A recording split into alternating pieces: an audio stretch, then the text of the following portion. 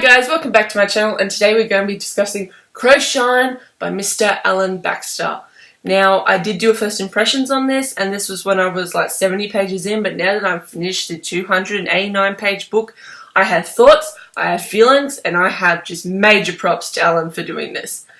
So, let's start off by discussing what this book is about. This book is 19 short stories set between reality, fantasy, crossover between the two, whatever you want, and it is just so good. I recommend for this style of writing in particular, you read one a day or two a day depending on if you're in the mood. Do not try and read them all at once because some stories demand your attention to know what's going on, and other stories it's just like, oh, he fell down a well, he landed in hell, yada yada yada, end of story. But my favourite ones out of this whole collection are Darkest Shade of Grey, which was reminiscent of a CSI or SVU episode with so many multiple perspective switches, so many just characters that I enjoyed, and just I wanted to stay in that realm a little bit longer, so I was sad when I left. And then I had The Strong Urge to Fly, which creeped me out. I'm now afraid to move into a landlord complex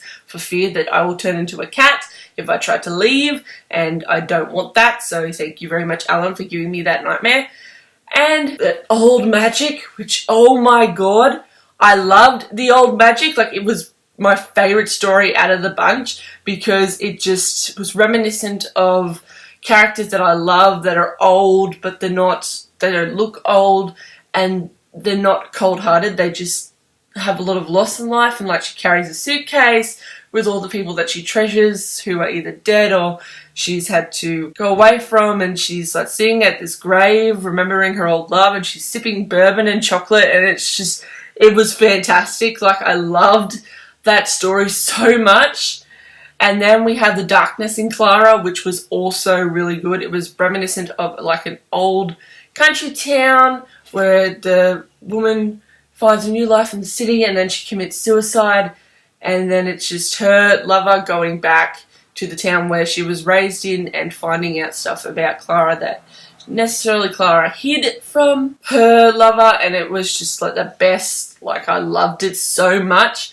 I got major feels, major Clara. It was so good. The other short stories, either I didn't really understand, they didn't grab my attention, and that's not a part of Alan's writing. It's just because this is a genre that I don't dip into very often, so it was sort of just very confronting. But if you are a fan of horror and dark things, I really think you would appreciate this whole collection.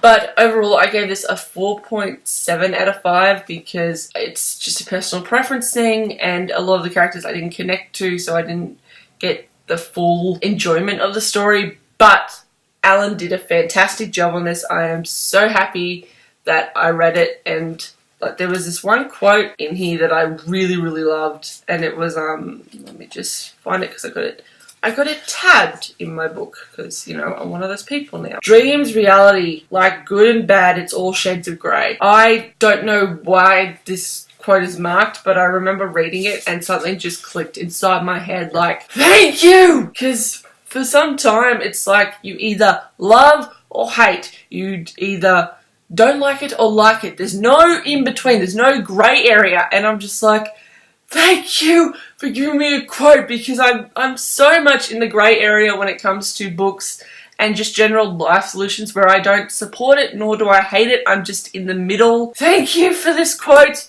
All that aside, I really highly suggest, if you are new to dark stuff and want to pick up something a little more dark, I highly recommend this.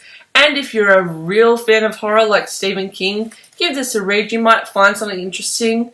I reckon it's more like a light, dark, just something that can give you like the spooky feels once in a while. So thank you for watching this video, and have a fabulous day, and I'll see you guys in the next video. Bye!